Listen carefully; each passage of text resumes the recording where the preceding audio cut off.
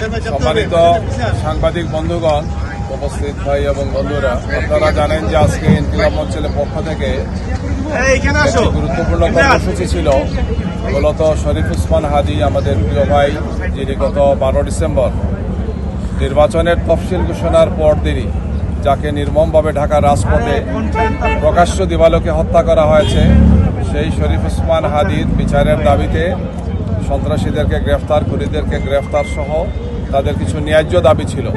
এই ন্যায্য দাবির জন্যই তারা একটি কর্মসূচি দিয়েছিলেন, যেটি অত্যন্ত শান্তিপূর্ণ ছিল, সুশৃঙ্খল ছিল।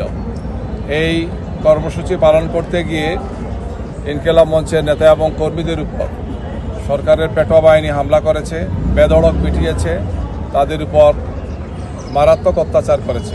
আমি বুঝি নির্মাণের শিল্প, সালাম স্টিল বোঝে ডিউরেবিলিটি। সালাম স্টিল, মোস্ট ডিউরেবল স্টিল।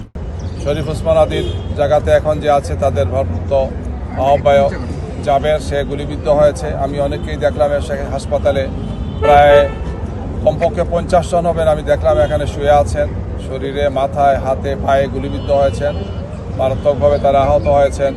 ভাইদের পাশাপাশি বোনেরাও আছেন, পুরুষের সাথে মহিলারা, নারীরাও আছেন। এই ধরনের ন্যাক্কারজনক ঘটনা কোনো অবস্থায় গ্রহণযোগ্য নয়।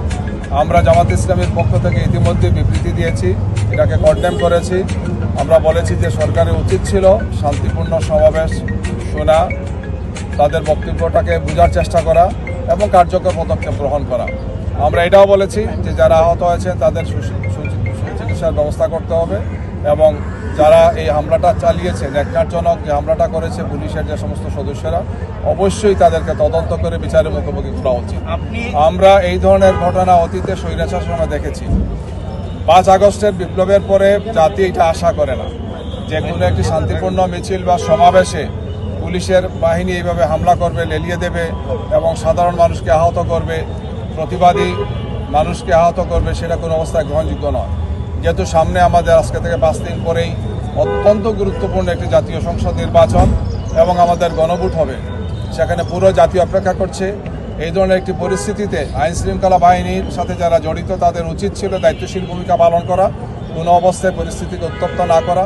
আমাদের মনে হচ্ছে যে কে বা কারা উস্কানি হয়তো দিচ্ছে, দিয়ে পরিস্থিতিকে তার উত্তপ্ত করার চেষ্টা করছে। শান্তিপূর্ণভাবে যে কোনো কর্মসূচি পালনের অধিকার প্রত্যেক নাগরিকের আছে, সেখানে কোনো অবস্থায় এই ধরনের হামলা অথবা এই ধরনের বিভিন্ন ধরনের অত্যাচার, নির্যাতন করা সাধারণ নাগরিকের উপর, এটা আমরা কোনো অবস্থায় গ্রহণ করতে পারি না, মেনে নিতে পারি না। দেশবাসী এটা মেনে নিতে পারে না। আমরা সরকারকে আহ্বান জানাচ্ছি যে তাদের সুচিকিৎসার ব্যবস্থা করা এবং বিষয়টিকে তদন্ত করে দেখা। আপনাদেরকে ধন্যবাদ।